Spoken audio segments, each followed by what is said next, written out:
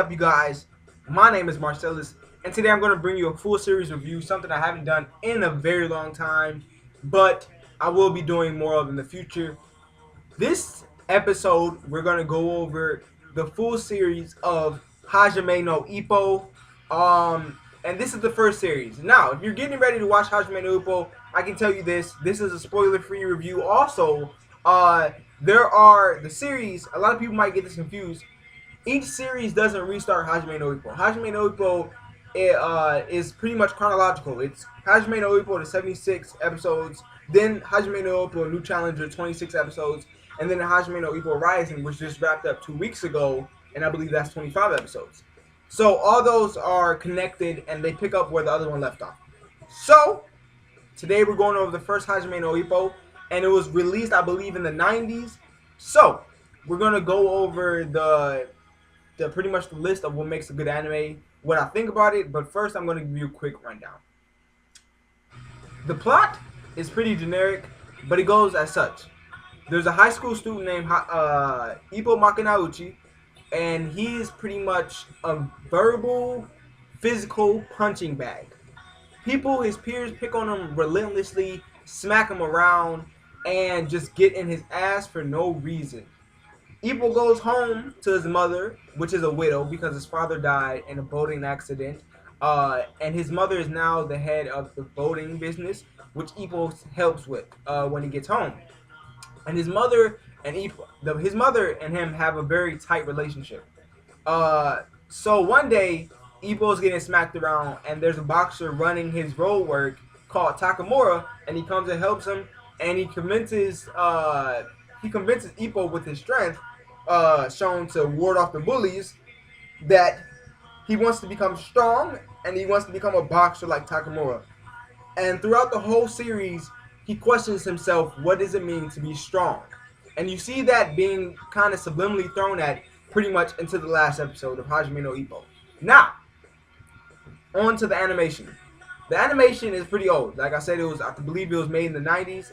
It has that old look to it, but compared to New Challenger, I watched the new series. I finished New Challenger last night, and I would really prefer the old animation to the new animation. It just looks right for Ippo.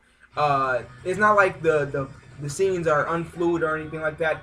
The fighting in Ippo is amazing, and the animation just helps towards that even more. The characters. So we have a group of characters that mainly revolve around the Kamigawa Gym. There's Chief, the leader of the pack. Well, he's not the leader. He owns the gym. Yagi, which trains. Ippo Makanauchi.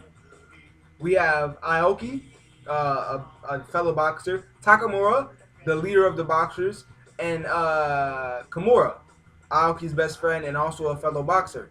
And I believe they're all in different weight classes. If not, Aoki and Kimura are in the same class. So they all have their different personalities. Takamura is a very brash, outspoken, flamboyant kind of guy. He's really probably the funniest character in shonen that I've seen ever. And Aoki is also very funny. He's kind of weird. Kimura's laid back. Chief is very persistent, wants the best for all of them. And Ippo Makanauchi is headstrong and is trying to get his confidence and learn what it means to be strong. So he's on a mission, and you can obviously see that through the whole anime. And then you also have some reoccurring boxers like Vorg, Date Eji, Miyata, Sendo, and so they all play a big part in the character roles. Now, to go more in depth, there's always a sense of love between the boxers that stick around. You can obviously tell that Sendo cares. You can say that Vorg cares. You can see that Miyata cares. You can also see that the people that have fought Ippo Makanauchi or been around the Kamigawa Gym do care about boxing and love it genuinely. So, that being said, what does it fall into? It falls into action, shonen, comedy, and honestly, it's the funniest shonen I've ever seen in my life. It made me laugh every episode. Kenichi and Hajime no Ippo are the funniest shonens out there. I can honestly say that from the bottom of my heart. It's gut-wrenching funny.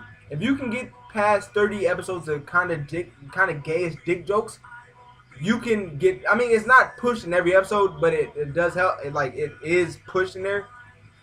In every couple episodes, there's a dick joke, but it's just so hilarious that sometimes you forget how serious it is until they actually get in the ring and they start swinging, and life and death is on the line here. Now we can talk about music. The music in Hajime no Ippo, the OSTs or soundtracks, are amazing. It really makes you want to get up and persist and push hard and do something with your life. You know, I believe it's called Stand Proud or Stand Tall, something like that. The song that comes on when they're heading towards the ring, I downloaded that. That makes me so pumped up to fight and just get some punches in a punching bag downstairs. I did actually buy a punching bag after watching the first Hajime no Ippo, and I have the gloves over there, which you will see at the end of this video or probably the beginning. I don't know. So besides that, I can't think of anything wrong. I can't think of anything wrong with Hajime no Ippo. The animation is probably the only thing that somebody wouldn't like. Other than that, it is pretty much a generic plot. It's a generic character. Not generic, but his setup is generic. Ippo Makanauchi's setup is nothing extraordinary. It's a generic setup of a dude being bullied, and now he wants to become stronger to face the bullies and protect the ones he loves. But with boxing, it's different because life and death is on the line. And these dudes are not superhuman. They can't get power up from the Nakama, or they can't like go Super Saiyan, or they can't unlock a new form. These dudes are actually bone, blood, skin, tissue, retinas, you know, brain cells, all that other stuff. These dudes are facing life and death in this ring, and they're all doing it for the love of the sport or for some evil reason, of course. But other than that, Hajime no Ippo is amazing. I can honestly say it's a 9 out of 10 for me. I finished 76 episodes in like 2 weeks, and that's unheard of for me right now because I'm supposed to be busy with school, but I just had to watch Hajime no Ippo. If you want to read the manga, I suggest you don't, because it cost Manu Sanzi 3 years of his life to catch up with, and it's 1,000 chapters in. It's longer than One Piece. So I suggest you stick with anime. But other than that, thank you guys for watching. I'll do more full series reviews in the future. Comment down below what you think about Hajime no Ippo and Ippo Makanauchi. I'm not spoiling anything in this review, so I'm not going to say what happens at the end of the anime. But there are some pretty... oh, another thing I do want to mention is that a lot of people are going to look past this. Be ready to cry when you watch Hajime no Ippo. I cried 3 times during the original series, 2 times in New Challenger, and I just watched the first episode of Rising, and tears got brought to my eyes. So, be ready for that. But thank you again for watching. Do not forget to subscribe. I have over 700 subscribers now. Yeah.